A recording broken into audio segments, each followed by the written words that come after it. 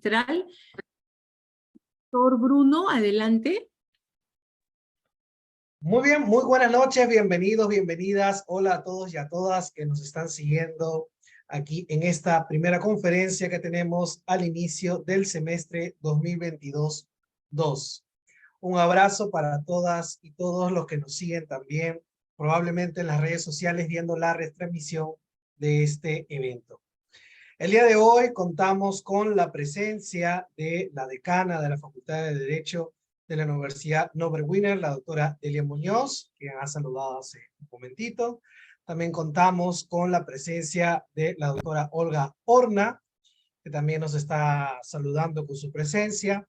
También de la doctora Sabi Mauricio, que también nos está saludando desde otra facultad, también nos viene a visitar. Y por supuesto de los profesoras y profesoras del claustro académico de la Facultad de Derecho.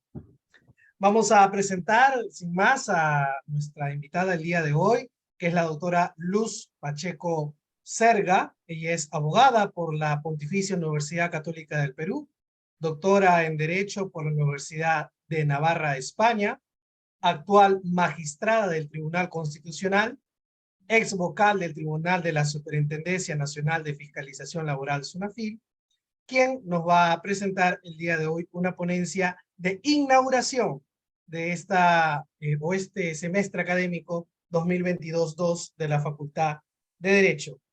Antes de empezar con la ponencia excelente de nuestra invitada, vamos a darle el pase a la decana de la Facultad de Derecho, la doctora Delia Muñoz, para que nos dé unas palabras de bienvenida. Adelante, decana. Señora magistrada Luz Pacheco, señora Olga Horna del grupo promotor, estimados directores y miembros del claustro, alumnos todos, muchísimas gracias por acompañarnos en este inicio del semestre, donde vamos a disfrutar de la exposición teórica de funcionamiento del tribunal de parte de la única mujer que está como magistrada en el Tribunal Constitucional y ha llegado a ese espacio por un reconocimiento a sus méritos académicos, ya que ella también proviene del mundo de la academia del norte de nuestro país. Luz, muchísimas gracias por haber aceptado nuestra invitación y por compartir con todos nuestros alumnos que están deseosos de escucharte. Así que el piso es tuyo, la cancha es tuya, como dicen los ingleses, take the floor. Adelante, por favor.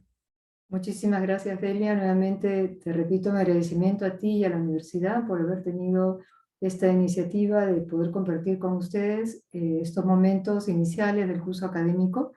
Es para mí una grata experiencia poder dar clases, estar con alumnos, porque como bien ha dicho Delia, yo, aunque es verdad, trabajé muchos años en la actividad privada, en empresas, en el área de recursos humanos, como abogada, laboralista. Después sí entré a la universidad, empecé esa andadura en la Universidad de Piura en el norte, aunque después, por circunstancias personales, me vine a vivir a Lima y tuve la oportunidad de recomenzar nuevamente esa actividad docente, investigadora, y en fin, ahora estoy, como bien han dicho, en el Tribunal Constitucional, donde puedo aportar esa experiencia que he tenido en la SUNAFIL, después a través de mi vida profesional en lo que son recursos humanos, y de verdad a uno le marca, ¿no?, la vida profesional cada vez más, y de hecho cuando analizo ahora los problemas que nos llegan al tribunal, tengo esa óptica, ¿no?, de pro trabajador, pero también pro empresario, porque yo entiendo que el derecho es un mundo de derechos y deberes. Donde hay un derecho, hay un deber. No hay derechos sueltos ni deberes sueltos. Entonces, cuando hablamos de derecho al trabajo, es derecho tanto de empleadores como de trabajadores. Y todo aquel que tiene función jurisdiccional, su responsabilidad es encontrar lo justo, lo que es de cada quien. Y eso exige delimitar, ¿no?, estar en los detalles. Y me ilusiona mucho esta tarea que hemos empezado el pasado 13 de mayo allí en el tribunal. Y ahora mi meta es transmitirles brevemente en qué consiste el Tribunal Constitucional de acuerdo a nuestra Constitución y también sus principales competencias. Voy a compartir pantalla. Vamos aquí. A ver, empezamos. Entonces, el Tribunal Constitucional es una figura que se origina no en la Constitución del año 93, sino en la anterior, en la del año 79, donde se le denominaba el Tribunal de Garantías Constitucionales. Sus funciones son similares a las del actual Tribunal Constitucional, que es así como se denominó a partir del año 1900, con la Constitución de 1993. Su sede principal, su sede histórica, más bien es la ciudad de Arequipa. ¿Y por qué Arequipa? Bueno, yo creo que porque tiene una muy larga tradición jurídica y porque es una ciudad, casi de un país.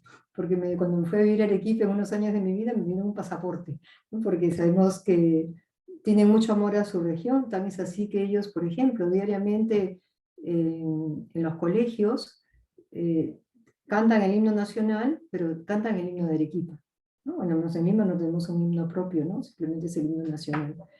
En fin, entonces la sede histórica es Arequipa y la sede más bien administrativa es Lima, ¿no? El Tribunal Constitucional se origina o se inspira en el primero que hubo en el mundo, que es el Tribunal Federal Alemán, ¿no? Constitucional Federal Alemán, que surge después de la experiencia nazi. Porque, ¿cuál fue la experiencia nazi?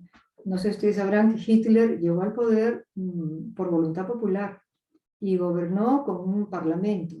Y fue el parlamento el que aprobó las leyes de genocidio contra los judíos, ¿no? Esas leyes que decían que no podían entrar a ciertos lugares ni los perros ni los judíos, por ejemplo, ¿no? O que mandaban que fueran a los hornos crematorios, en fin. Entonces, quedó en evidencia que las leyes podían estar a través de una falsa democracia atropellando los derechos fundamentales. Y entonces se volvió la mirada a que hay bienes en el individuo que van más allá de lo que el Estado pueda decidir. Que uno nace con ciertos derechos y por tanto con ciertos deberes. Porque decía, no hay, o sea, no se puede hablar de derechos si no hay dos personas, ¿no? La alteridad que se dice. Si yo viviera como Robinson Crusoe en una isla sola, ahí no hay derecho. Ahí yo actúo simplemente. En cuanto alguien llega a la isla, pues ya empieza a haber un derecho y un deber. Entonces, ¿a qué nivel se planteó todo esto? Les decía, al nivel de los derechos fundamentales.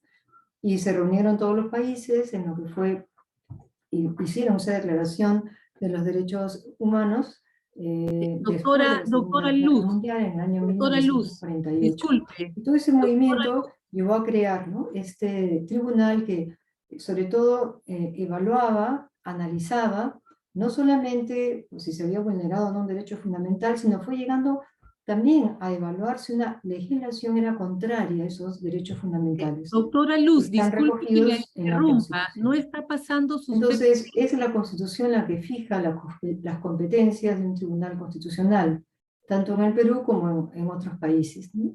Esto en nuestra Constitución lo encontramos del artículo 201 al 205. Doctora Me Luz, parece no está que están pasando sus levantando la mano. PPT. Como la idea es poder terminar la exposición, yo les agradecería que si quieren al final, si les parece bien a la decana y nos da tiempo, pues yo estoy Es que encantada de poder. Ya, no perfecto. está proyectando sus PPTs, doctora Entonces, Pacheco. Doctora Pacheco, no está proyectando sus PPTs. Entonces, en la Constitución del 79, sus miembros eran elegidos por otros poderes del Estado, ¿no? Ahí intervenía, una parte de los miembros del tribunal eran elegidos por el Poder Ejecutivo, otros por el Poder Legislativo, también por la Corte Suprema. Sin embargo, en esta actual Constitución es solo el Congreso el que tiene esa responsabilidad. Lo cual ya tenemos la experiencia que se hace difícil cuando hay mucho fraccionamiento en las bancadas del Congreso. Entonces, el número de votos que se necesita para elegir a cada miembro del tribunal es 2/3 de los parlamentarios, que equivale a 87 votos. Esta exigencia de 2/3 es común al derecho comparado. No solamente en el Perú se requiere esa mayoría calificada, sino también en otros países. ¿Cuántos magistrados somos? 7. ¿No? En el Poder Judicial, la Corte Suprema tiene 5, nosotros somos 7. Está determinado también que no hay reelección inmediata y que el mandato es por 5 años. La práctica ha llevado hasta el momento a que sean 7, porque no se han puesto de acuerdo los congresistas y no se puede llegar a esa mayoría cualificada, ¿no? La primera vez que ha habido un concurso público para elegir a los miembros del tribunal ha sido en esta oportunidad en que nos han elegido a nosotros, a 6 de los 7 que estamos en este momento. El único que quedaba de la elección anterior era el doctor Augusto Ferrero Costa, ¿no? Que justamente terminó su mandato como magistrado el día 4 de septiembre, pero bueno, en principio él sigue en el cargo porque se requieren, ¿no? Hay este antecedente de personas que han renunciado al tribunal por una razón o por otra, pero en principio, por ejemplo, pues para aprobar una acción de inconstitucionalidad de una ley que se presenta, se requieren 5 votos, 5 de los 7, ¿no? Entonces sí, es importante que esté completo el tribunal y para todos los efectos, ¿no? También pues, para debatir, todas las opiniones se enriquecen siempre. Es un órgano autónomo e independiente. De hecho, si bien somos elegidos por el Congreso, no tenemos ninguna dependencia de los congresistas que nos han elegido, ni de nadie, ¿no? Quién sabe ahora sea más evidente por lo que ha habido el concurso público.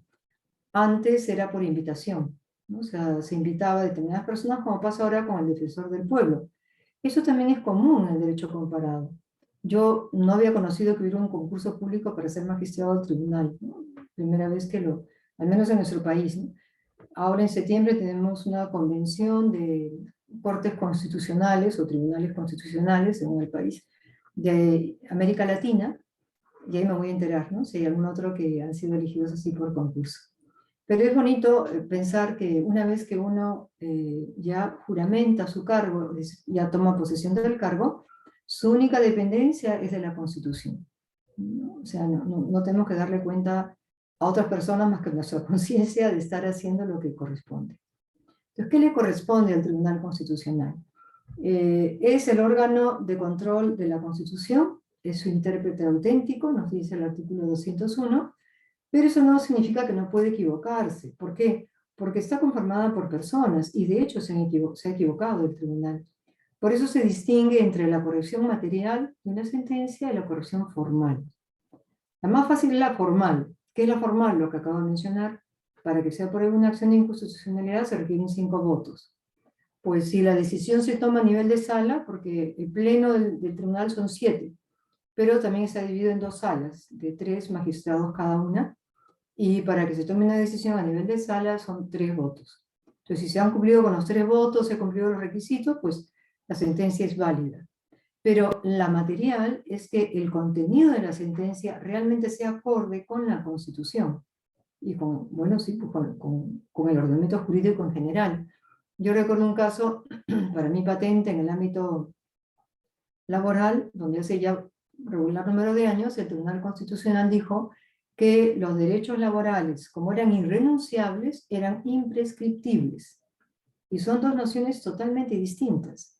Imprescriptible quiere decir que no tienen plazo de vencimiento. O sea, siempre se pueden exigir.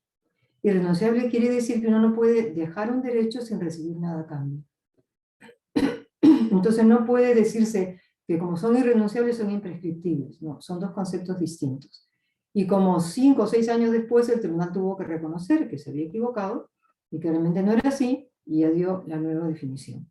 Entonces, tiene que haber de hecho, porque son personas, nos equivocamos, pero el que seamos al menos 7, y de hecho cuando por ejemplo en una sala se ve un tema y hay duda, esto, lo otro, bueno, mejor lo mandamos al pleno y así entre todos decidimos y hay más seguridad de acertar.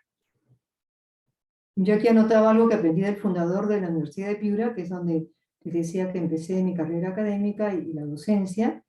Él solía decir que las personas no somos un río que avanza y que no puede volver. Que más bien la grandeza de la persona es decir, ese dato no lo tenía, lo rectifico y vuelvo a empezar, ¿no?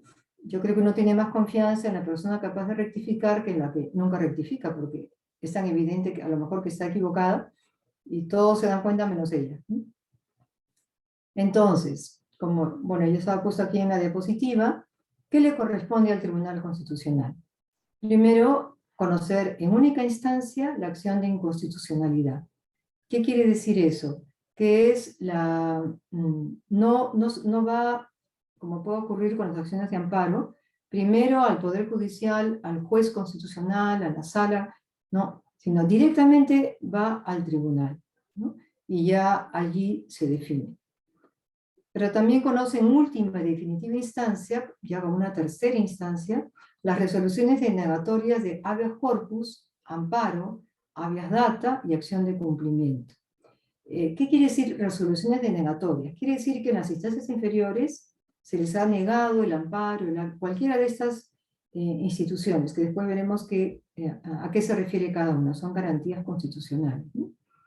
Y también conocer los conflictos de competencia entre un poder del Estado y otro, o de atribuciones asignadas por la Constitución conforme a ley, ¿no?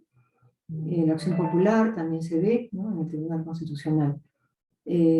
Conflictos de competencia pueden ser muy variados. A veces escuchamos por los medios de comunicación que hay un conflicto de competencia entre el Congreso y el Poder Judicial, porque hay una medida cautelar del Poder Judicial que dice no sigan adelante con la elección del defensor del pueblo.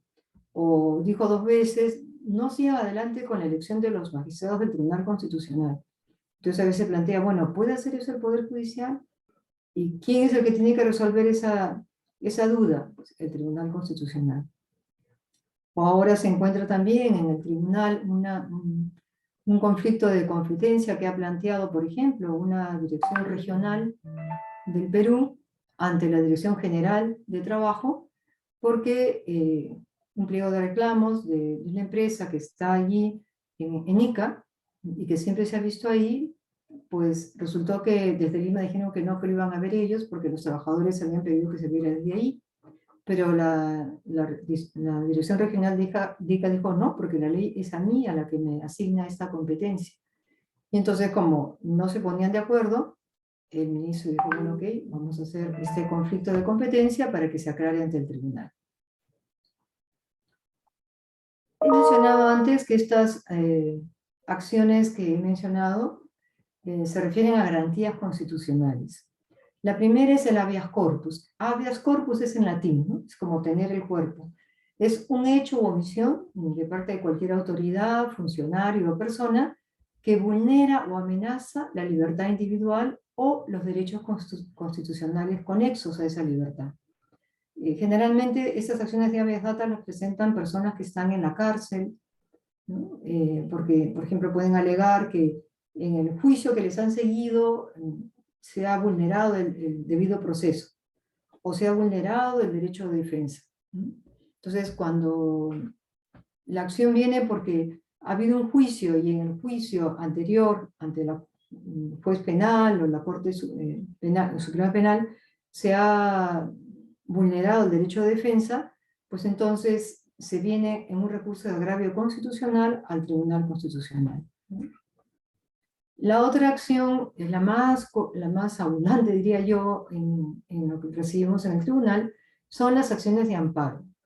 Cuando una persona presenta una demanda de amparo, cuando hay un hecho u omisión por parte de cualquier autoridad, también funcionario o persona, que vulnera o amenaza los demás derechos que sean reconocidos en la Constitución, con excepción del habeas data.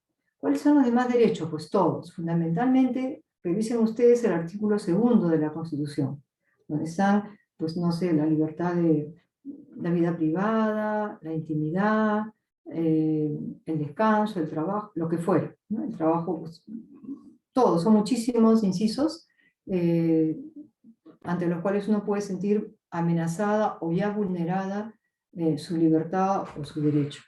Entonces, no procede esa acción de amparo contra normas legales ni contra resoluciones judiciales emanadas de procedimiento regular, ¿no? Sí hay, como digo, el recurso de agravio constitucional cuando, ¿qué le piden al tribunal? Eso, usted evalúe si realmente aquí no ha habido una vulneración al debido proceso o lo que he dicho antes, ¿no? Realmente el derecho de prueba, etc.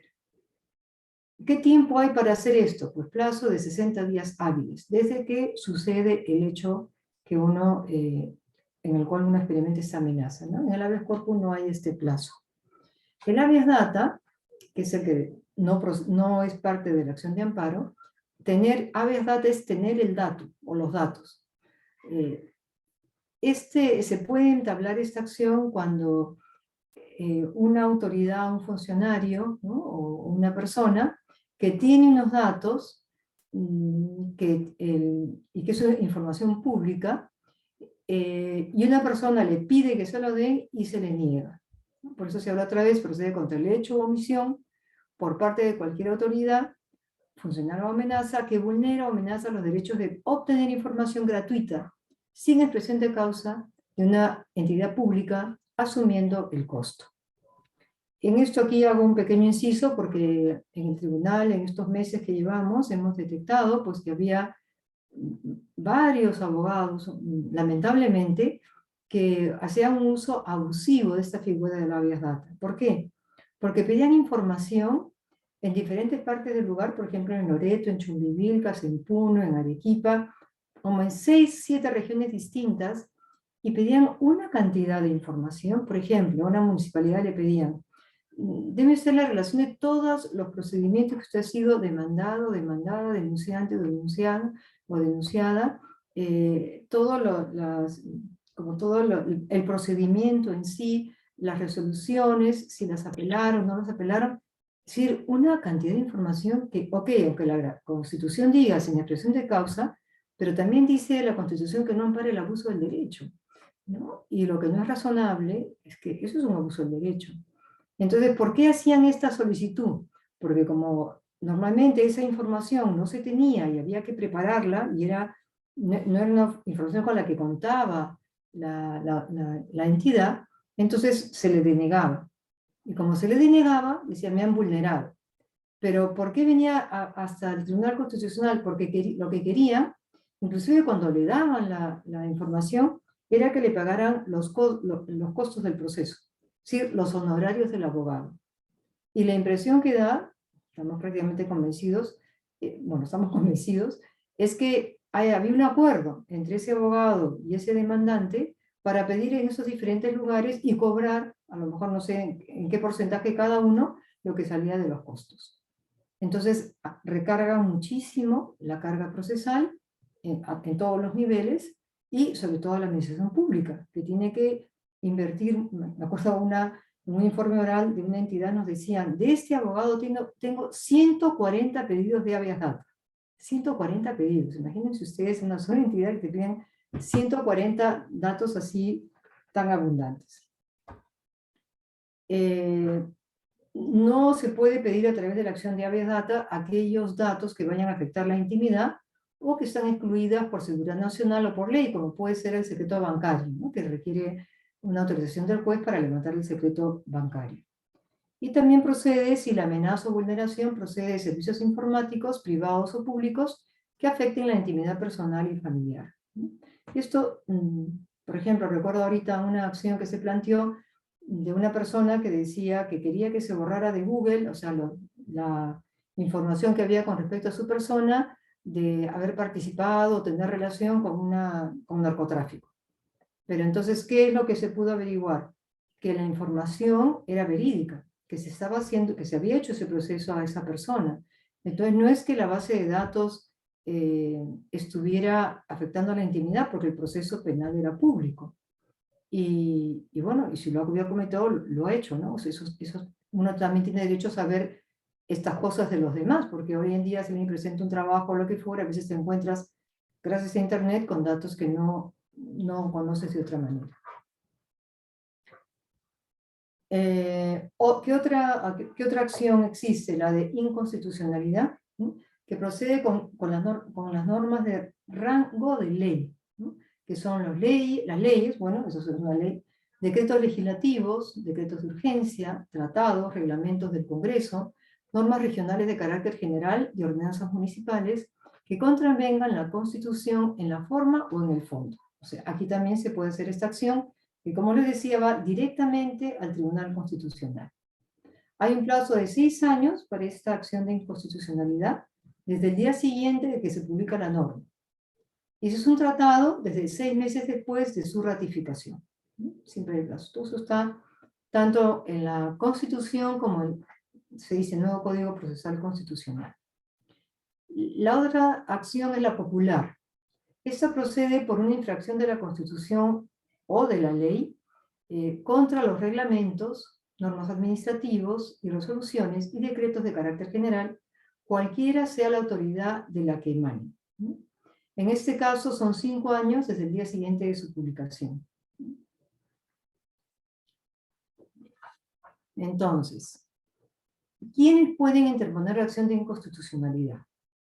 En primer lugar, el presidente de la República, también lo puede ser el fiscal de la Nación, el defensor del pueblo, el 25% del número legal de congresistas y 5.000 ciudadanos con firmas comprobadas por el Jurado Nacional de Elecciones. Pero si la norma es una ordenanza municipal, van a variar los topes que acabo de mencionar en cuanto al número de ciudadanos, ¿no? Es bueno saber esto porque al final, pues todos, si estamos convencidos que una norma es inconstitucional, tenemos la posibilidad de accionar ante el Tribunal Constitucional. También pueden hacerlo los gobernadores regionales con acuerdo del Consejo Regional o los alcaldes provinciales con acuerdo de su consejo en materia de su competencia. Y esto es muy interesante porque aquí se pone de manifiesto que no se gobierna solo, ¿sí? Siempre se gobierna colegialmente. Entonces no es que se le ocurrió al gobernador y a él se lanza, no. Tiene que haber acuerdo del Consejo Regional o del alcalde, en su caso, con su consejo. También pueden hacerlo los colegios profesionales, pero en la materia de su especialidad. Por ejemplo, pues no sé, una ley que afecte a los nutricionistas, pues tendría que ser el colegio de nutricionistas el que entable esa acción. Si es de los ingenieros, el de los ingenieros, y así, ¿no? Cada uno. Tenemos finalmente la acción de cumplimiento, que procede contra cualquier autoridad o funcionario renuente a acatar una norma legal o acto administrativo, sin perjuicio de las responsabilidades de ley, ¿no? Entonces, estas son, me parece a mí, las acciones más importantes que las que uno suele escuchar. Pero también está la figura del conflicto competencial que antes les explicaba, ¿no? Puede ser porque es un conflicto por competencias que le corresponden ya sea a un órgano al mismo órgano constitucional, los órganos regionales o municipales, ¿no? Y que no se pongan de acuerdo entre sí. Estas competencias suelen estar dictaminadas por la misma Constitución o por una ley orgánica, como puede ser la ley orgánica del Congreso, del Jurado Nacional de Elecciones, de la Fiscalía, de cada uno de estos órganos, ¿no? El Poder Ejecutivo puede tenerla con uno o más gobiernos regionales o municipales. Pueden ser 2 o más gobiernos regionales, o pueden ser municipales, o entre ellos o entre sí, o sea, puede haber todas las variaciones que a ustedes se les pueda ocurrir. Y los que decía antes, los poderes del Estado entre sí, o con cualquiera de los demás órganos constitucionales, como son, pues, Poder Judicial, bueno, el Tribunal Constitucional no, porque no podemos ser juez y parte, ¿no? Pero sí con los otros poderes que están establecidos en la Constitución. Para el Tribunal Constitucional, ¿cuál es su ley orgánica? El Código Procesal Constitucional. En cambio, en otros casos sí se dice expresamente la ley orgánica del Poder Judicial, la ley orgánica del Congreso, la ley orgánica. En el caso del Tribunal Constitucional hay que ver su código y además tenemos un reglamento normativo. Bien. ¿Cuál, diría yo, y esa es la parte que, bueno, a mí más me atrae porque lo anterior ustedes lo pueden leer más fácilmente de la Constitución o del Código, pues eso me parece a mí lo sustancial de lo cual les quería conversar. Es, por un lado, que es la última instancia a nivel nacional en estos asuntos que son tan delicados como es el respeto de los derechos fundamentales de las personas, ¿no? Se trata de delimitar los derechos fundamentales en una situación de conflicto. ¿Por qué hago este hincapié? Porque miren, la persona es una, la Constitución es una. Entonces, realmente los derechos fundamentales no están en conflicto. Lo que tiene que hacer un juez es decir, ¿esto es derecho o no es derecho? No quién es más fuerte que el otro, porque el derecho es un sistema de paz, no es un sistema de guerra. Entonces, lo que se logra al delimitar es identificar qué conducta es un abuso del derecho y qué conducta está más bien dentro del cauce legítimo que le corresponde. Y de esa manera vamos a resguardar ese principio y deber que inspira todo el ordenamiento jurídico que está en el artículo 1 de la Constitución, ¿no? Que dice que la defensa de la dignidad de la persona y sus derechos fundamentales es el fin supremo de la sociedad y del Estado. Es el principio rector, la dignidad de la persona. Pero esta palabra, la dignidad de la persona, se defiende desde, diría yo, desde extremos opuestos. Por ejemplo, hay gente que te dice que por respeto a la dignidad hay que promover el aborto. Y hay gente que te dice que por respeto a la dignidad no se debe consentir con el aborto. Igualmente, hay personas que te dicen que por respeto a la dignidad hay que aprobar la eutanasia. Y otros dicen que no, justamente el respeto a la dignidad te exige no recurrir a la eutanasia, sino buscar remedios paliativos para evitar el sufrimiento de la persona. En fin, uno dice, bueno, entonces, ¿qué cosa es la dignidad? ¿No? Es una pregunta que uno dice, pero es realmente una cosa que tan vacía de contenido. En el fondo, la dignidad humana responde a un concepto que tengamos cada quien de lo humano. Y tiene un núcleo duro, que lo pongo acá, innegociable. Aunque puede haber aspectos accidentales que varían según la cultura. Por ejemplo, pues en el Perú, cuando uno saluda a una persona, pues le da la mano, bueno, ahora creo que te dan el puño por esto del COVID, pero la mano, o un abrazo, o 2 besos, según ya el grado de confianza que tengas. Estás en el Japón y no se te ocurre dar un beso. En Japón, pues uno hace una reverencia y según el tamaño, ¿no? La inclinación será el mayor o menor respeto. Eso es accidental. Pero, por ejemplo, y está en la Declaración de los Derechos, de los derechos humanos, no se puede permitir nunca la tortura, la discriminación, todos somos iguales, ¿no? No importa la raza, no importa el sexo, no importa la religión, el origen, nada. Todos somos miembros de la familia humana y todos tenemos derecho a todo. A mí me impactaron, bueno, muchas cosas en mi vida, pero recuerdo 2 especialmente. Una, que estábamos hablando de personas discapacitadas y entonces salió en el aula, ¿no? El debate sobre, bueno, si una persona ya sabe que va a venir con una discapacidad, pues ¿para qué van a hacer, no? Va a sufrir, sufre la familia, pues mejor que no nazca. Y se estaba hablando eso, ¿no? Iban diciendo los alumnos, de repente un chico pidió hablar, un chico de 19 años más o menos, y entonces dijo, yo quiero contarles, dijo, yo pensaba como, yo he oído este argumento muchas veces y en un momento llegué a pensarlo, pero tengo un hermano que tiene una discapacidad y que no se puede mover, ¿no? Y el año pasado, dijo, mi hermano estuvo muy mal, estuvo muy deprimido porque se sentía una carga y que él era una carga para todos en mi casa. Y el chico que nos contó esto se emocionó, ¿no? Y nos dijo, pero no era verdad, es nuestro hermano y lo queremos así. Y nos costó convencerlo, pero ahora es otra vez feliz, ¿no? Y ya vive contento. O sea, en el fondo todos los seres humanos queremos saber que somos útiles para algo. Y lo que nos deprime muchas veces es pensar que nuestra vida es inútil, que no tiene relevancia, que más bien somos una carga, ¿para qué estamos, no? Cuando uno pierde el norte de su existencia, pues se siente de más, ¿no? Y bueno, o sea, y otra fue de una amiga que tiene un hermano que es sordo, y él entiende porque lee los labios, ¿no? Entonces estaban viendo la televisión, estaban viendo un programa que también se debatía este tema, y la conductora dijo en un momento, pues eso, que las personas con discapacidad, pues si ya tenemos pues el método del diagnóstico prenatal, pues es mejor que no nazcan. Y entonces el chico no le entendió, el chico que era sordomudo, y le dice, bueno, le preguntó, mamá, ¿qué dice? Y la mamá le dice que chicos como tú mejor no hubieran nacido.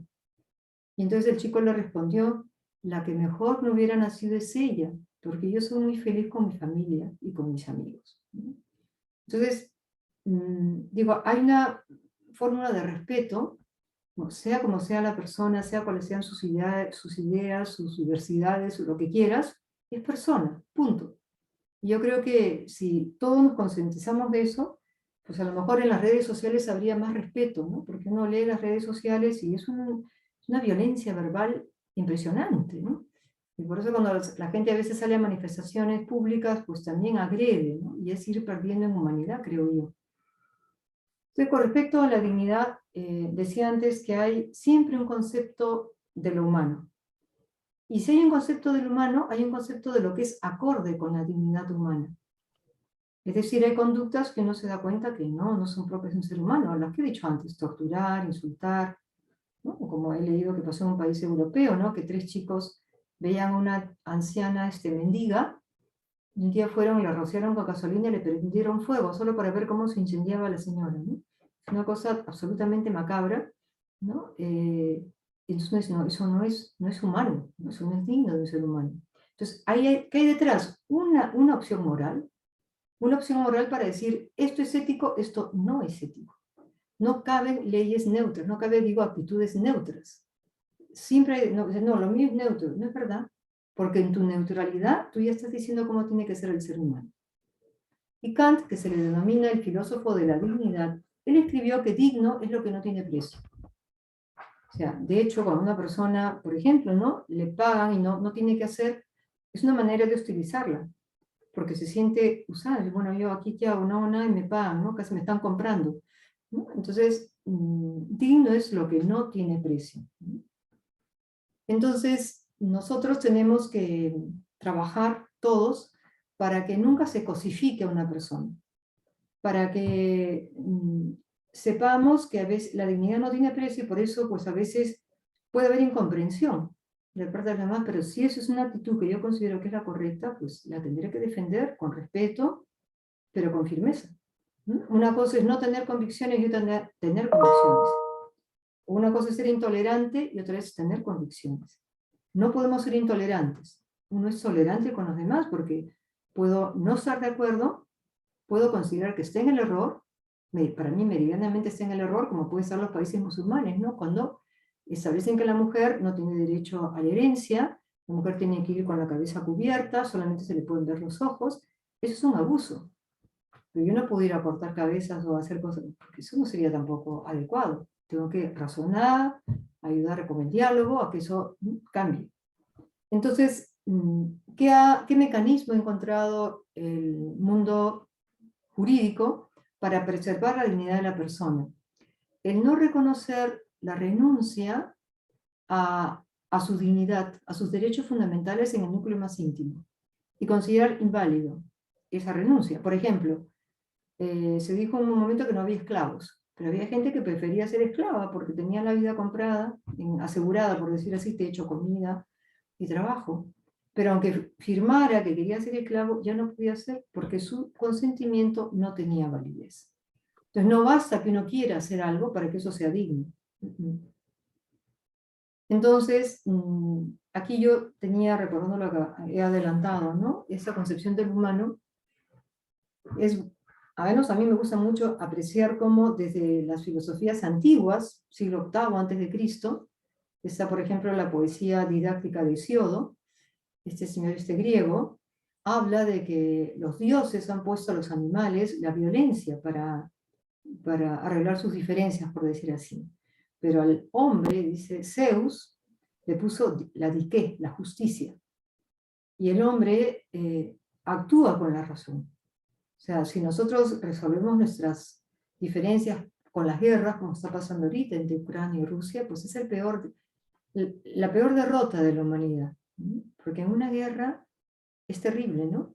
Cabe la mentira, el engaño, matar la traición, en fin, se rompen todas las reglas de la convivencia civilizada. Entonces, desde siempre, el hombre ha tenido esa percepción de que decir la verdad, ser leal a tus palabras, a tus compromisos, honrar a tus padres, pues eso, ¿no? No mentir, que no hacer la otra parte, ¿no? Respetar lo ajeno. Pues todo eso, ¿no? Todo eso que en la civilización occidental, en el fondo son los judíos también, los 10 mandamientos, ¿no? Dicho así rápidamente, ¿no? Porque se me vienen a la cabeza, ¿no? Es eso, pensemos en los incas, ¿no? No mentir, no robar, no matar. Te cortaban la mano, o sea, hay esa conciencia en el ser humano. O sea, hay cosas que se pueden equivocar, por ejemplo, los caníbales no solo matan, sino se comen al enemigo, pero solo al enemigo. No matan y se comen a su madre. O sea, que puede haber un oscurecimiento en conocer exactamente qué es lo auténticamente humano, pero en lo esencial no.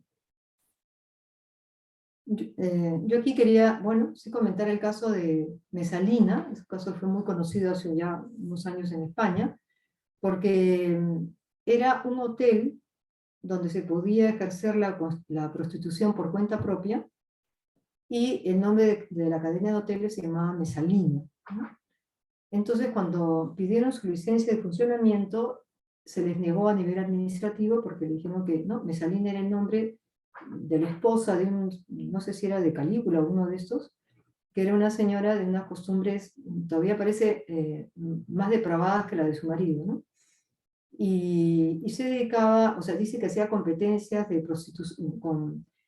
prostitución, a ver quién lograba atender a más personas en un día, ¿no? Es una persona que tiene una vida en general muy disoluta en todos los terrenos, ¿no? No era una persona que por necesidad hacía algo, ¿no? Era por, no sé, por diversión que sería, porque, en fin, pero lo cierto es que cuando una persona dice Mesalina, no es un nombre que signifique de una persona que tenga unas costumbres acordes con las reglas de la, por decir así, de la convivencia habitual. Entonces dijeron que no, por el nombre, que era como lesivo para ella misma. Sin embargo, llegó hasta la instancia mayor de lo que es el contencioso administrativo, y ahí le dijeron que estaba muy mal que le hubieran negado esta licencia, porque en todo caso el nombre se lo ponían la institución y ellos podían ponerse el nombre que quisieran, y detrás de eso había una visión, ¿cómo decía? No secular, no laica, ¿no? De lo que era el trabajo, de lo que era, y que no podían imponer esas ideas a los demás, y que el Estado tenía que ser neutral y laico, y que tenía que ser como eso, totalmente neutral al respecto. Pero en el fondo lo que estaba haciendo esa decisión de la Corte, de la Audiencia Pública Española, era decir, es ético, es conforme a la legislación y a nuestro ordenamiento, el que se ponga, el que una persona, el que se dediquen a esta actividad de la prostitución por cuenta ajena. No pasa nada, es algo que puede ser público, notorio, y eso no quiere decir que tenga que ser mal visto por los demás. Ok, puede ser si ellos lo ven, o que ellos lo vean así, pero no me digan que eso no es una visión de lo ético y que no están imponiendo una moral. O sea, de hecho, vivir en sociedad hay que poner una moral. No podemos decir que todo está bien, hasta la persona más relativista te dice que hay un mínimo que no puedes negociar, ¿no? Entonces no hay neutralidad axiológica en los temas de dignidad. Y también me parecía muy importante distinguir entre la dignidad humana y las condiciones indignas de la persona. Hay personas que trabajan en condiciones indignas, pero eso no significa que voy a quitarle el trabajo en sí, sino se trata de poner en condiciones dignas ese trabajo. La meta del trabajo decente que tiene la OIT, ¿no? O sea, siempre la dignidad está dentro de ti. No hay muerte indigna, porque la persona siempre es digna. Lo que hay que conseguir es, yo entiendo, ¿no? O sea, sería indigno hacer sufrir innecesariamente a una persona, eso sí, ¿no? Pero es distinto, ¿no? Nadie es indigno por morir, no. Y aquí, bueno, viene mi mentalidad laboralista, donde el trabajo es un derecho y un deber, un medio de realización de la persona, y está también en el núcleo de alcanzar esa realización humana, ¿no? Por eso el derecho laboral es tuitivo, ¿no? De la intimidad del trabajador, de su intimidad, su privacidad, su libertad de opinión, y saber que pueden haber oficios que son contrarios a esa dignidad, ¿no? Por ejemplo, fue una persona que trabaja en un laboratorio de pasta básica de cocaína, ¿no? O que se dedica pues a pasar su burrier, ¿no? En fin, ¿no? O sea, hay actividades, ok, se dedica a eso, pero esa profesión no es un derecho y un deber, ¿no? Y eso cuando se extrapola llega a extremos, como ocurrió, me parece que fue en Holanda, donde la prostitución, por ejemplo, es una actividad que está reconocida como trabajo, y de hecho lo que obtiene Holanda por la prostitución, por el ejercicio de la prostitución, es un porcentaje mayor en el PBI que la que obtiene por la industria de quesos, ¿no? O sea, entra muchísimo dinero, por eso la quieren mantener, ¿no?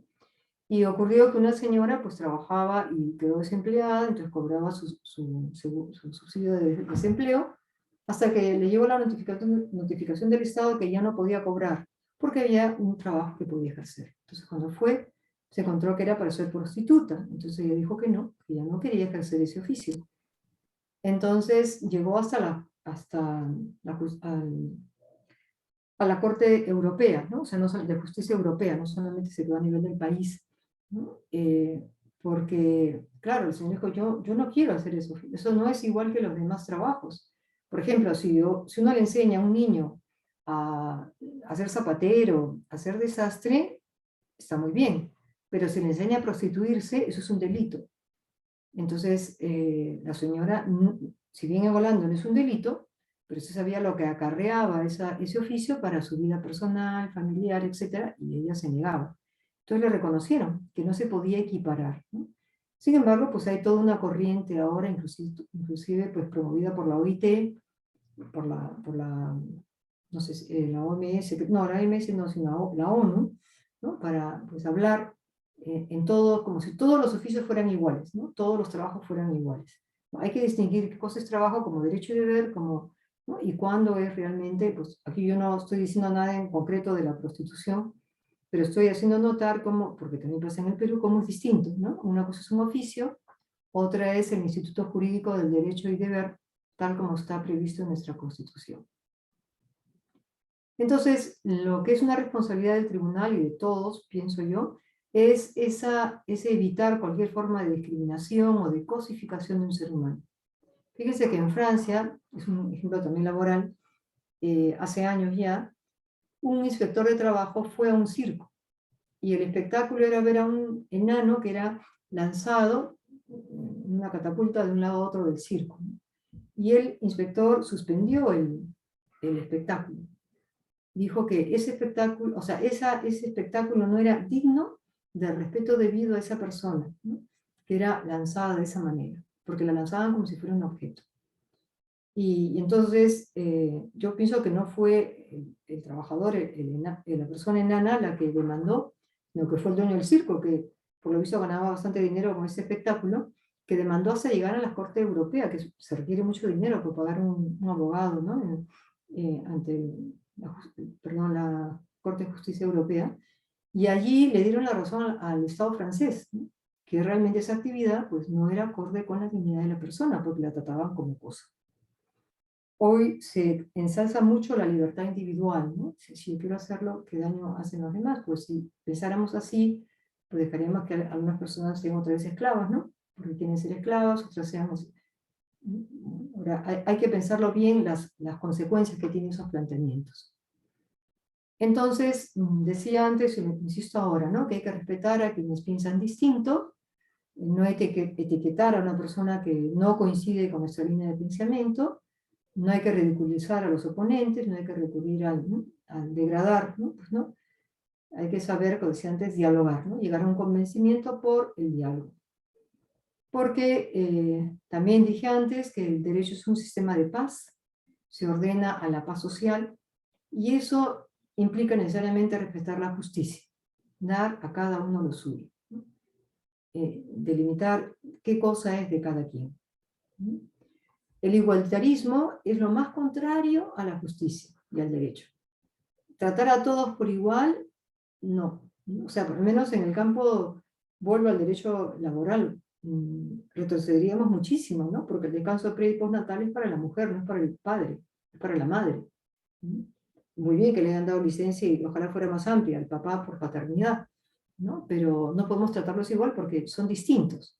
El Tribunal Constitucional ha establecido repetidamente que una cosa es la discriminación contraria a la Constitución, porque hay un motivo noble de fondo, o contrario a los valores constitucionales, y otra es la diferenciación, que sí es necesaria y válida. Hay que diferenciar según sea la naturaleza de las personas y de las cosas. Por ejemplo, hoy día hemos publicado una sentencia que a mí me ha dado especial alegría porque ha sido realmente cambiar el criterio del Tribunal Constitucional después de 25 años. Es la primera vez en la historia del Tribunal que se ha aceptado, que hemos decidido ya a nivel de pleno, que cuando una mujer es despedida o no se le renueva el contrato y está embarazada, la protección que le da la Constitución es doble, ¿no? O sea, por mujer y por embarazada. Entonces, no requiere para esa protección que haya cursado una comunicación al empleador. Basta que ella acredite que está embarazada para que opere una especie de fuero maternal y no te puedan despedir y no puedan dejar de renovarte el contrato, salvo que el empleador acredite que la razón para no renovar el contrato o para despedirla sea algo distinto al embarazo. Si no da razón alguna, pues se presume que es por el embarazo. Entonces, bueno, hasta allí más o menos se aceptaba, pero no se aceptaba la reincorporación. ¿Por qué? Porque se consideraba que violaba un precedente de hace unos años que decía que no se puede ordenar la reincorporación en el empleo público porque el empleo público parte de la meritocracia y de que hay una plaza vacante y presupuestada. Entonces, ¿qué ha decidido el tribunal? Para respetar la meritocracia, porque indudablemente hay gente que la contratan sin concurso público, y sería injusto que se la reponga para siempre y no haya pasado por el concurso público. Entonces, lo que se ha dicho es, se le repone en el puesto, un puesto similar al que tenía, hasta que la entidad convoque a concurso público. Y si no se presenta al concurso o no lo aprueba, se extingue el contrato y no tiene derecho a reclamar indemnización. Pero lo más novedoso es que se ha ordenado el pago de los devengados. ¿Qué significa eso? Los salarios caídos, todas aquellas remuneraciones que ha dejado de percibir desde que no le renovaron el contrato o la despidieron hasta que la reincorporen. Entonces, ¿qué ocurría antes? El tribunal decía, efectivamente, aquí ha habido un despido injusto, indebido, vaya usted a la vía procesal ordinaria laboral a reclamar la indemnización, ¿no? O lo que fuera. No.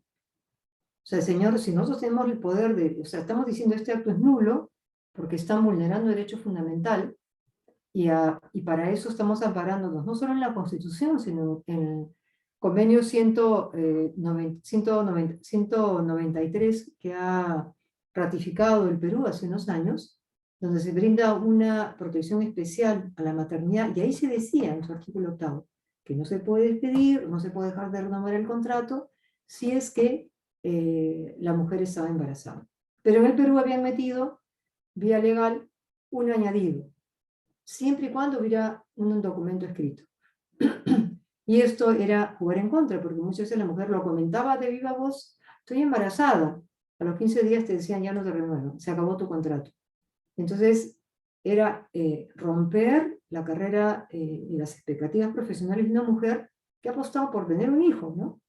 Y por dar un ciudadano al país. Y lo que se hacía era castigar de una manera muy discriminatoria, porque el padre de esa criatura no le afectaba en absoluto, porque la paternidad no tiene las mismas consecuencias físicas, biológicas que tiene la maternidad. Entonces, la mujer, y lo veo porque la mayor parte de los amparos que vemos son estos, mujeres embarazadas que han sido despedidas. Yo estoy convencida de que tengan que pagar los devengados, van a parar estos despidos, porque antes era, ok, no me la reponen, no le pago nada, despídela nomás. Ahora no. Ahora te reponen y encima le vas a pagar todo. ¿Por qué? Porque ella ha dejado de trabajar, no porque ella haya incumplido, sino porque el empleador le impidió cumplir con su obligación. Entonces aquí estamos haciendo pues una diferencia, ¿no? No vamos contra la ley marco del empleo público, el artículo 5 que dice respetar la meritocracia, porque no es una reposición indefinida, ¿no? Ya verá la entidad de hacer lo que tenga que hacer para, si realmente no quiere contar o quiere contar con personal cualificado, pues haga el concurso, ¿no? Y ahí se verá. Entonces, nuestra tarea pues va en esa línea de descubrir dónde hay una diferenciación que en el fondo es una discriminación. También hemos ya publicado otra sentencia sobre los viudos pensionistas. ¿Por qué? Porque las leyes de viudez del año 75 pues eran acordes con la situación del momento, que ni el 20% de las mujeres trabajaba fuera de su casa. Pero hoy en día no es así, ¿no? Hoy en día casi estamos mitad-mitad. Entonces, ¿qué ocurre? Pues si la mujer, perdón, si el varón, ¿no? el esposo o conviviente había aportado 20 años al seguro, a la ONP, ¿no? Pues entonces tenía derecho a la muerte, a su muerte, tenía derecho su viuda a pedir la pensión de viudez. Pero si la fallecida era la mujer, pues al hombre le pedían que dependiera económicamente de ella, que fuera inválido, que se hubiera casado, no sé, te ponía una serie de requisitos que no le exigían a la mujer. Entonces, eso se había convertido en una discriminación por razón de sexo contraria al varón. Y hemos dicho, pues que no, que que es inconstitucional, pues esto de pedirle para el hombre unos requisitos y para la mujer otros, en materia de pensiones. Entonces, los mismos requisitos en cuanto a edad y salud tienen que ser para la mujer y para los varones. Y hemos puesto de manifiesto que esta desigualdad que va contra los valores constitucionales no solamente está en esta ley 1990, sino en otros regímenes de pensiones. Y acá no nos corresponde, nosotros no tenemos poder para hacer más, pero sí le pedimos al Congreso que con el Ejecutivo pues coordinen acciones para poner fin a esta situación, ¿no? que es injusta totalmente. Aquí ponía los héroes de guerra, pues de esa ya no les puedo decir más porque todavía no se ha publicado. Pero sí es una sentencia que hemos trabajado con esa misma idea de recompensar adecuadamente a estas personas que han muerto o han quedado inválidas por haber defendido a los demás, ya sea en acciones contra el terrorismo o en la, no sé, la guerra del CENEPA o cualquiera de estos conflictos que han habido en los últimos años. Entonces, cierro con esto, ¿no? Que nuestra mayor, por decir así, ilusión, nuestra mayor responsabilidad es acertar, ¿no? En esa defensa de la dignidad humana, apreciando la diversidad de las personas, apreciando la libre determinación, pero teniendo en cuenta pues que los derechos están entroncados unos con otros y que no solamente es donde acaba mi derecho, acaba donde empieza el del otro. Es mucho más, yo diría, positivo, ¿no? Es el ejercicio de mis derechos pasa por el cumplimiento de mis deberes. Y así es como la sociedad progresa, ¿no? Cuando en una sociedad la gente se atrinchera en derechos y no quiere obligaciones, pues no avanza. Entonces, desde el tribunal queremos contribuir a todo esto, ¿no? Desde el lugar en el que estamos. Bueno, yo les agradezco muchísimo la atención, espero que les haya sido útil esta explicación, no sé si quieran, no sé, ir a comentar algo, decir algo, pues yo encantada. Muchísimas gracias, magistrada Luz Pacheco. Apreciamos el detalle de los casos que ve el tribunal y realmente profundamente impresionada por el rol ético que corresponde a un magistrado. No escucho nada, la verdad. No sé si... Creo Delia que está hablando, pero no la escucho. Sí, escuchamos. ¿Ahora sí me escuchan o no? Sí, sí se le escucha, doctora. ¿Sí? ¿Ya la escuchan? Muchísimas gracias, Luz, por la brillante exposición y sobre todo por hacernos recordar el rol ético del magistrado y sobre todo a Kant, ¿no? Que tiene esta visión ética y moral del derecho que en los últimos tiempos se olvida, y hay personas que te dicen, no será ético, pero es legal. Y cuando a mí me contestan eso, yo le digo, bueno, es alguien que evidentemente no estudió la carrera de derecho como corresponde, porque la ley es la norma ética y moral que la sociedad desea se convierta en una valoración jurídica que guíe nuestros patrones. Y qué interesante que hables del tema de la dignidad humana, porque nuestra Constitución comienza que el objeto del Estado de Derecho que tenemos nosotros en el Perú lo constituye la dignidad humana, y que es con ese enfoque de valoración ética y moral que tenemos que realizar el análisis y el juzgamiento de los criterios con los que vamos a realizar asesoría, enseñanza o defensa del derecho.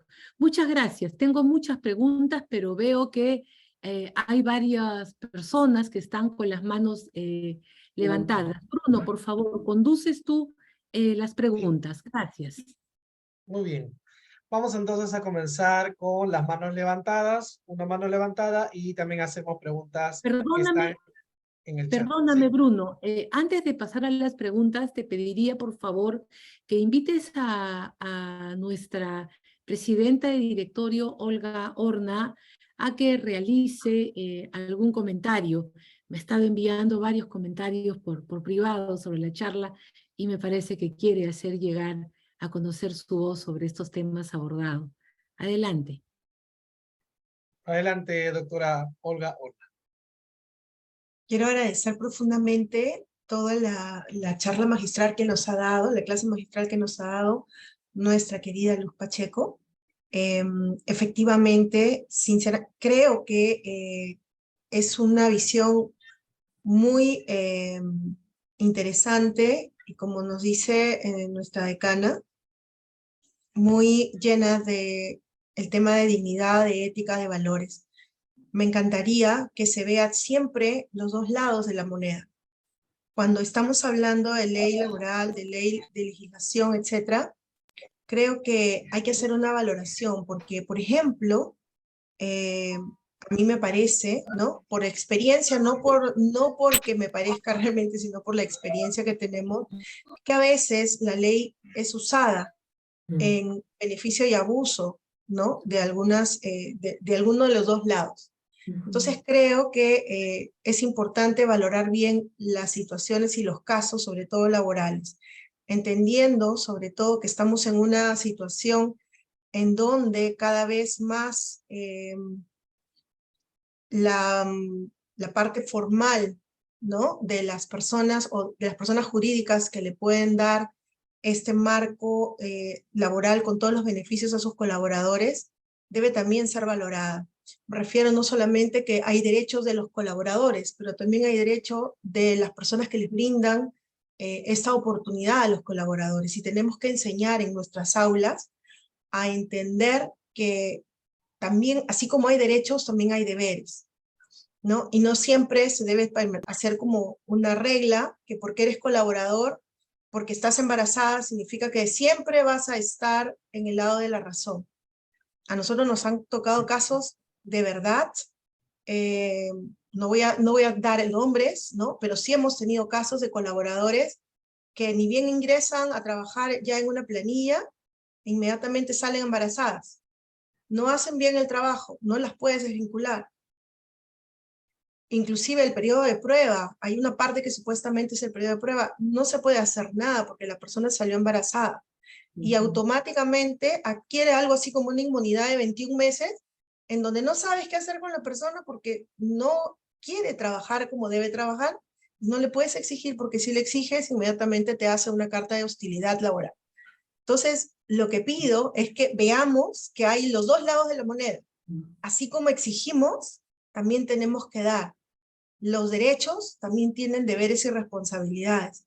Entonces, desde el lado de la parte judicial, el Poder Judicial, el tribunal, etcétera, creo que es importante, y sobre todo ahora que estamos en un entorno jurídico, ¿no? de derecho, revisar que no es siempre un abuso del empresariado, del lado de los malos, sino que al contrario, los empresarios, la empresa privada sobre todo, hace un esfuerzo enorme para cumplir con absolutamente todos los beneficios, y solamente somos el 20% de la población que tiene un trabajo con todos sus beneficios.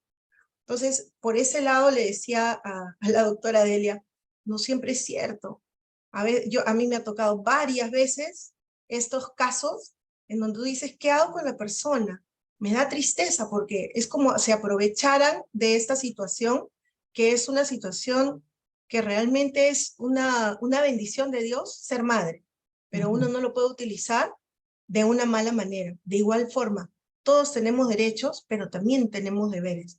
Revisemos eso antes de caer en una regla que siempre ocurre, ¿no? Siempre hacer algo así como un estigma del bueno y el malo.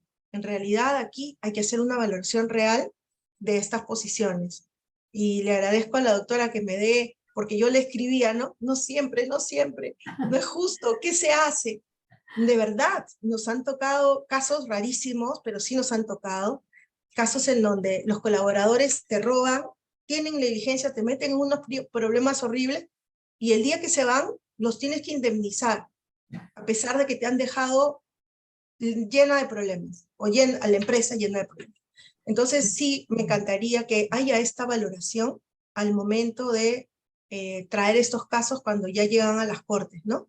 Ujú. Obviamente uno siempre intenta, digamos que hacer un ganar-ganar, hacer el bien. Uno no está en esta posición para aprovecharse de nadie, porque Ujú. todos tenemos el sueño de que si uno tiene una empresa o una institución privada, es para salir todos adelante. Si la empresa se perjudica, ¿cómo le da trabajo a la gente? Eso también hay que mirar, ¿no? Y la verdad es que ese 20% que ahora queda como empresa formal está siendo duramente golpeada por un excesivo proteccionismo. Yo creo que el ser humano tiene que ser responsable de poder dar el 1000% de lo que puede para que ese sueño de la empresa pueda seguir adelante. Porque si no, ¿cómo damos trabajo? ¿Cómo pagamos impuestos? ¿Cómo generamos riqueza? Es sumamente difícil si no hacemos un trabajo en equipo. Y la realidad es que nadie hace el trabajo solo. Somos un equipo. Solo salimos adelante si todos tenemos el mismo sueño y las mismas ganas de hacer las cosas bien. Habrán empresas, como en todo, hay gente buena, hay gente mala, de todo hay. Pero valoremos esta oportunidad que la vida nos da de poder pertenecer a este sector formal de la economía que que provee, que paga sus impuestos. Las universidades pagamos impuestos, por si acaso. Hay mucha historia urbana sobre que no lo hacemos. Pagamos el impuesto a la renta. Lo que no hacemos es, no cobramos IGB porque no lo pagamos al IGB, pero sí pagamos impuesto a la renta. Entonces, somos una empresa, una institución que provee y procura el bienestar de las personas. Eso debe estar en la mente de las personas que trabajan en una empresa privada que les da sus beneficios. Hay bastante camino por recorrer, creo yo, pero igual agradezco muchísimo esta oportunidad de haber podido expresar el otro lado de la moneda, porque sí, es doloroso sobre todo, da mucha desilusión cuando encuentras que tú siempre estás pretendiendo mejorar la situación de la empresa, de los colaboradores, y del otro lado recibes un sinsabor, pero no es el 100%, son casos muy aislados, y en líneas generales siempre contamos con las mejores personas que quieren estar con nosotros para seguir adelante construyendo nuestro país. Muchísimas gracias por esta clase magistral. No, muchas gracias también, coincido, porque al menos siempre cuando he enseñado el derecho al trabajo he dicho lo que comenté hace un momento, que no es derecho de los trabajadores, y que he conocido muy buenos trabajadores y muy malos trabajadores, muy pocos buenos sindicalistas y muchos malos sindicalistas, la verdad. He conocido muy buenos empresarios y alguno que otro no tan bueno, pero en todas partes hay buenos y malos. Y realmente sí es difícil, como acabas de mencionar, cuando una persona está en esta situación de protección, al menos en mi experiencia era hacer un seguimiento mediante memorando y llamada de atención hasta que vas probando que hay una causa suficientemente grave para prescindir de los servicios de la persona, porque la empresa no es una beneficencia, o sea, tiene que haber un rendimiento acorde. Y lo has dicho muy bien, o sea, si la empresa va mal, pues vamos todos mal, porque nos quedamos sin posibilidad de seguir trabajando. Entonces, encontrar el equilibrio, eso es lo importante, y saber que uno es privilegiado tener un trabajo formal hoy en día y que tiene el deber de trabajar como se ha comprometido, ¿no? Y el empresario, por su parte, de cumplir con sus obligaciones legales, ¿no? Pues sí, gracias de todas maneras por la precisión. Muchas Bien, gracias, gracias. Olga, muchas gracias, Luz. Bruno, le das la palabra a la doctora María Elena, y quizás a los alumnos que te escriban por chat, por favor, porque me parece que estamos con la hora en contra. Adelante, por favor. Adelante, Bruno. Noches, gracias, Delia. Yo quería hacer una pregunta a la doctora Luz, y es que nosotros somos una universidad con bastantes carreras de ciencias de la salud, y ciencias de la salud significa cuidar la vida desde la concepción hasta la muerte natural. Lo que quería saber es qué está pasando, o cuál es tu percepción acerca del contagio que tenemos de los países desarrollados, porque mientras nosotros luchamos por la vida, En los países desarrollados luchan por matar a las personas.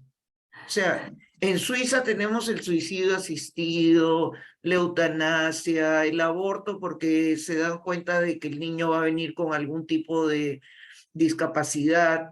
No quieren a las personas ancianas, los recluyen en casas hogar, a los niños con síndrome de Down y así, ¿no? Entonces, o sea, parecería que los países más desarrollados moralmente están menos desarrollados, o estoy mal, yo no sé.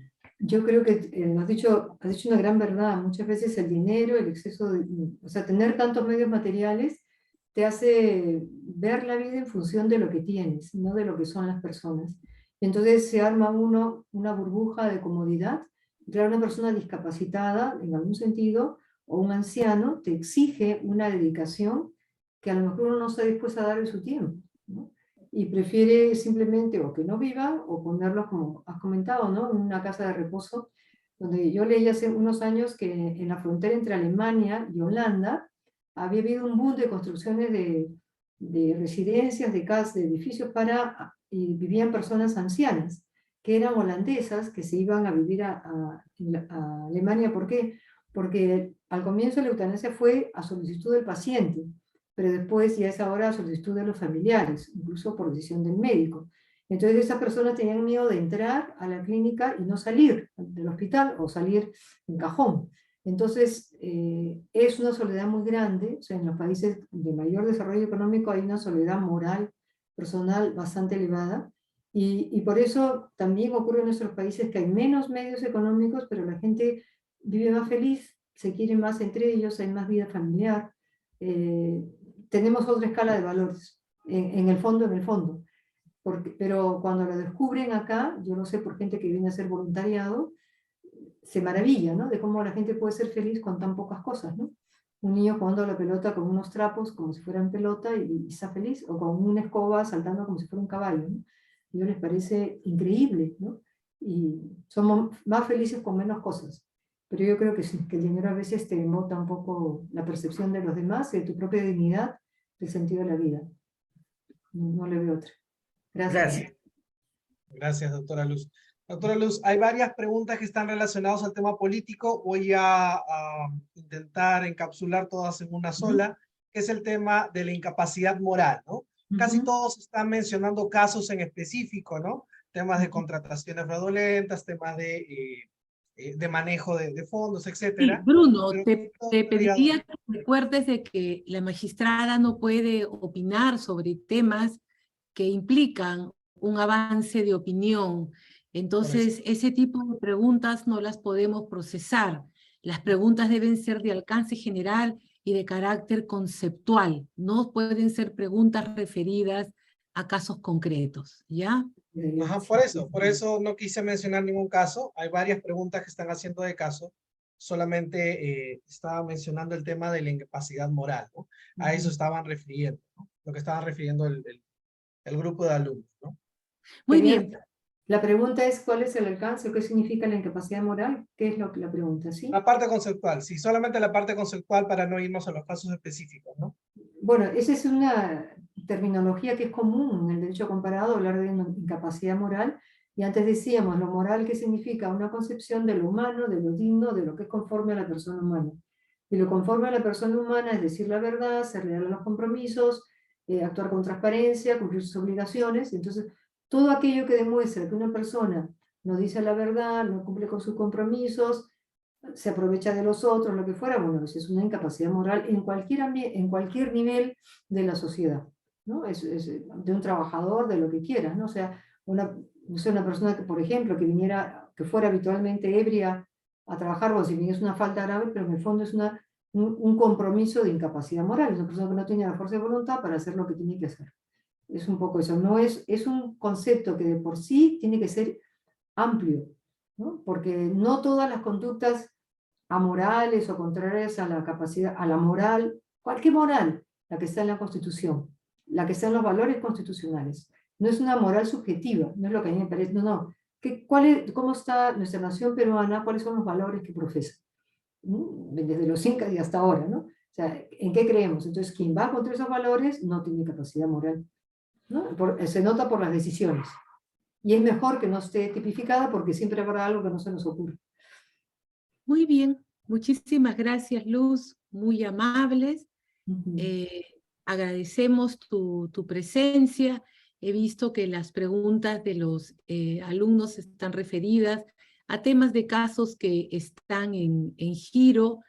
Entonces, lo dejamos ahí. Yo respeto mucho lo que es el silencio al que está obligado una magistrada como tú, agradeciendo tu presencia en la Universidad Norbert Wiener, agradeciendo los comentarios de los profesores.